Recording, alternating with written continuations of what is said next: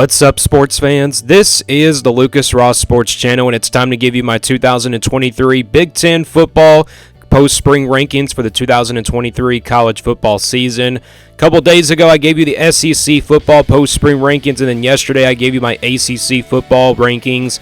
You can go back and watch those videos if you haven't seen them yet. And in this video, we're going to do the same thing. We're going to give you the post-spring rankings for the Big Ten Conference, and these are going to be based off of, spring practices and, of course, their spring games as well, and see how they went down. So that's how the video is going to work. And again, go back and watch my other post-spring rankings. We're giving you every single Power 5 team. So we're doing the Big Ten today.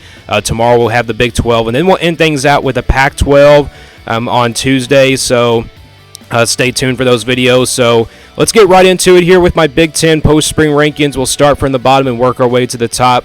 We'll start from the worst team all the way to the best team, I think, in the Big Ten Conference. So number 14 is going to be Northwestern. We don't know how good this team is going to be this year. I kind of am concerned what this team is going to look like heading into 2023.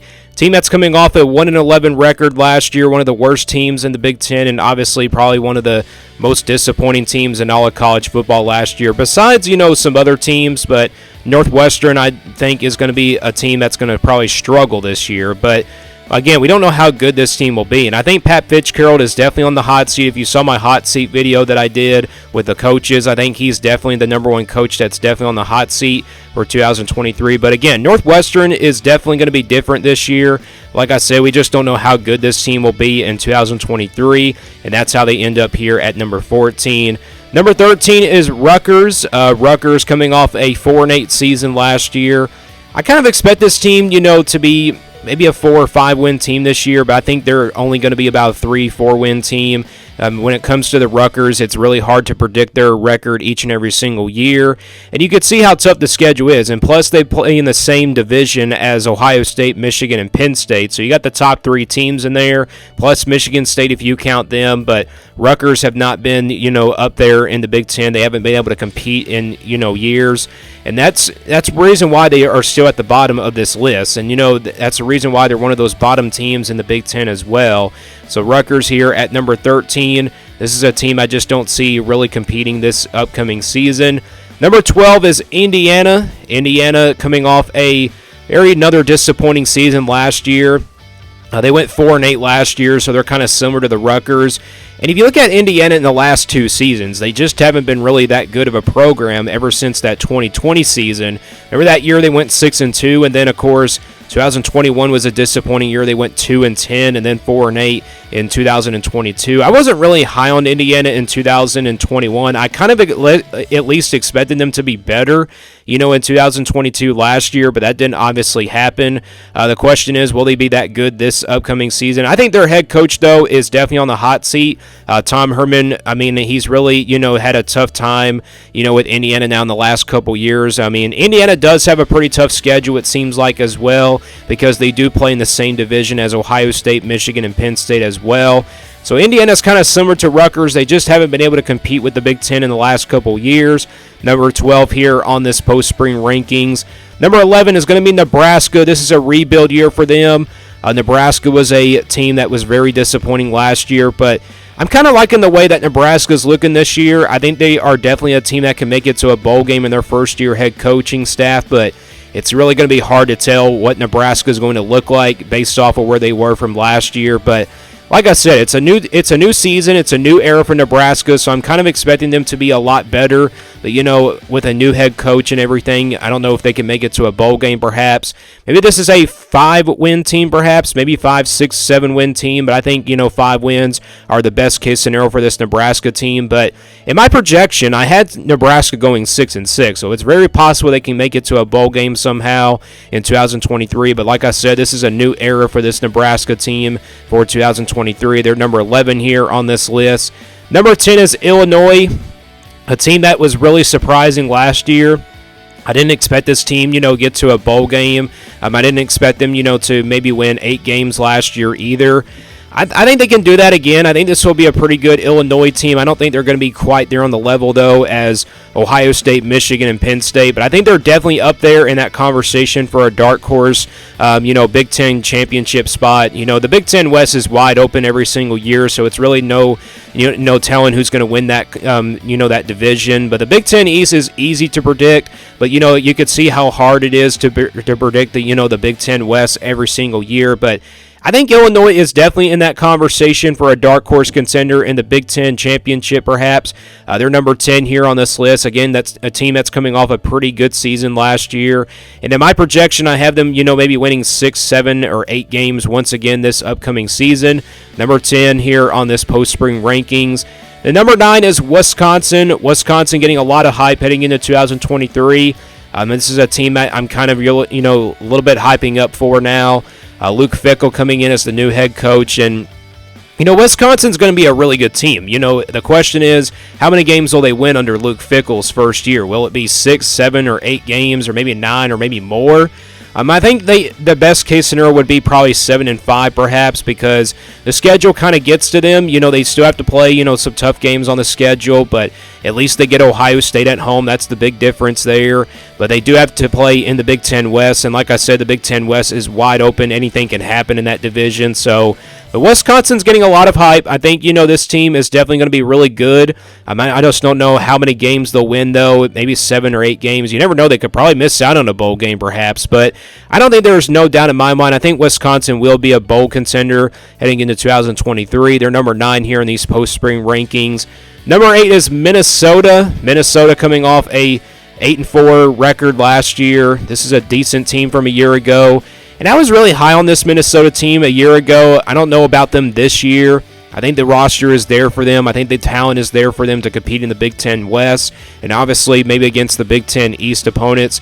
They do have to play Michigan on the schedule, which that will be a tough game there, but they are going to be a team that maybe can be a serious contender as well, and also a dark horse contender perhaps in the Big Ten West. And also they're a team that you just don't want to sleep on. I think people are kind of sleeping on this Minnesota team. And I kind of expect them, to be right there with Iowa and, of course, Purdue in the Big Ten West.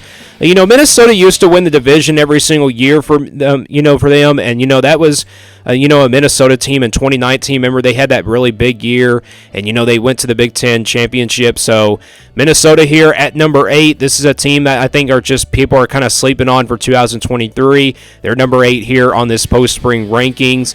Number 7 is Maryland. Maryland coming in here at number 7. Probably one of those dark horse contenders in the Big Ten East. They probably will be the 4th best team in the Big Ten East behind Penn State, Michigan, and Ohio State. But this is a team that, is bringing back Taulia Tagovailoa at quarterback, veteran experienced guy, and also I think the offense is going to be really good enough to where they compete with all these other Big Ten East opponents. And last year, they really competed against Ohio State at home. And that was the game right there. I think, Maryland could have probably won. But, Maryland's a dark horse contender in the Big Ten East. I kind of expect them, to be right there with the top 4 teams perhaps, and maybe the top 3 teams of Penn State, Michigan, and, of course, Ohio State. And you kind of expect Michigan State to be in that conversation, but the Big Ten East, I think, will be a division that's probably going to be wide open this year, but you never know about Maryland. They could probably sneak in there and probably surprise some people this year. They do have the talent to compete with these teams, so they're number 7 here on this list. Number 6 is Purdue, a team that's won the Big Ten West now the back-to-back years. It was really close last year in the Big Ten West. I mean, actually the Big Ten West, they didn't win it in 2021, but they won it last year. They lost the Big Ten championship game, though, to Michigan in a blowout. So this team right here is going to be a little bit different this year, though. They're going to have a new head coach, and plus the schedule is really tough for them. They do have to play Ohio State in the conference, and also they have to play Michigan on the schedule. And you can see how really tough that schedule is, and that's the reason why I'm not putting them here really higher than in the top 3, because, I know they're one of those top teams in the Big Ten West, almost every single year now it seems like, but it's just not going to be the case this year. I think Purdue is going to be a lot different than they were last year. So Purdue here at number 6, again, a new era. They're kind of similar to Nebraska. They're going to have a new head coach and new coaching staff, so we'll see what Purdue looks like in 2023. Number 5 is Iowa. Iowa come in here at number 5. I think people are kind of overrating this team a little bit. I think, this team is definitely underrated in my opinion heading into 2023. Plus, they got the transfer quarterback, Cade McNamara, coming in from Michigan. He's going to be a big help out for that passing game. And the passing game for Iowa was not really good last year. And plus, the offense could not get anything going. And, with Cade McNamara coming in, I think he definitely helps that veteran experienced Iowa team. And I think this is an Iowa team that's definitely at the top of the Big Ten West this year as of right now. Purdue is going to be a different team this year, and I kind of expect Iowa to be the top contender right now in 2023. But this is a team I think definitely will be a lot better on offense this year. Again, Cade McNamara coming in. He's definitely a veteran experienced quarterback. He's had that experience at Michigan. So Iowa here at number 5 here in the top 5 of my post-spring rankings. Number 4 is Michigan State. And I think people are going to say, how is Michigan State ahead of Iowa here? And obviously Iowa should be ahead of Michigan State. But I like where Michigan State's heading. I think, this will be a better team in 2023. Yes, they were bad last year, but they do have a lot of production coming back on the offensive side of the ball. I do concern a little bit for the defense, though, and plus the schedule kind of is tough for Michigan State. They do have to play Washington in the non-conference, and they have a home game there against Washington, which is the good news there, but Michigan State definitely, I think, is a better team in 2023. I don't expect them, to win 9 games, and if you saw my projection with this team, I had them projected to win like 9-3, to go 9-3 in 2023. I don't see that being possible, but maybe 7 or 8 wins is probably possible for Michigan State. I think this is a team that will be better, like I said, next year. And obviously they were, a team that, definitely kind of struggled last year. They were 5-7, so I'm kind of expecting them to be that dark horse contender in the Big Ten East once again. And they're number 4 here on this list. Number 3 is Penn State, so we're kind of getting into the top 3 teams now. You probably already know who they are, but Penn State here, they're going to have a new quarterback, in that position, but I'm not too concerned about that quarterback position for this Penn State team. I think this team will be ready to compete. I mean, last year they were 11-2 overall. This is a team that really surprised us all last year, and I'm kind of expecting them, to be a contender in the Big Ten East as well. But Penn State, like I said, is going to have a different quarterback in 2023, but I'm not too concerned about that position. They got some good tailbacks as well. I think they're going to be able to run the football really well for this team. So Penn State here at number 3, a team to look out for in 2023 in my post-spring rankings. And then number 2 is Ohio State.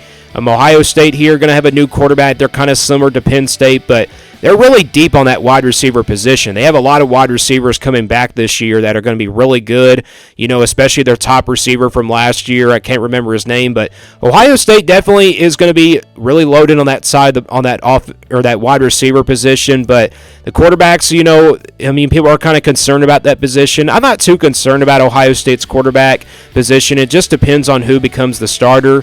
The defense, I think, should be really good. The secondary should really be good.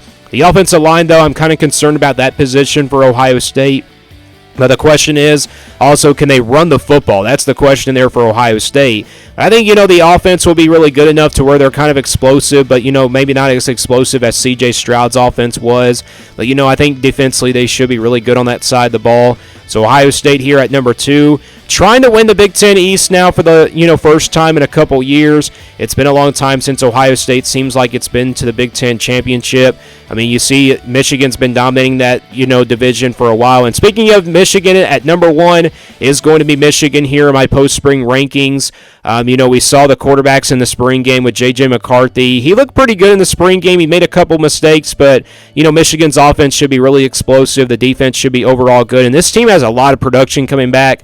That's the reason why they're ahead of Ohio State. I know Ohio State's got a lot of production coming back as well, but I think Michigan's offense and defensive productions that they have coming back is definitely going to land them at number 1 on this list. So Michigan here, I think they're at the top of the Big Ten East as of right now. But like I said, these rankings could change by the time we get into the offseason. And again, we start our predictions in a couple months, or actually in a couple weeks. So stay tuned for those predictions, and get ready for game-by-game predictions for each and every single Power 5 team. But those are my post-spring rankings for the Big Ten Conference. Again, we'll do the Big 12 tomorrow, and then we'll finish out with the Pac 12 on Tuesday. And again, Let me guys know what you think about these Big Ten post-spring rankings. Who do you think should be a little bit higher on this list, and who do you think should be a little bit lower on this list? Let me down in the comments below, and stay tuned here for more sports content on the Lucas Ross Sports Channel.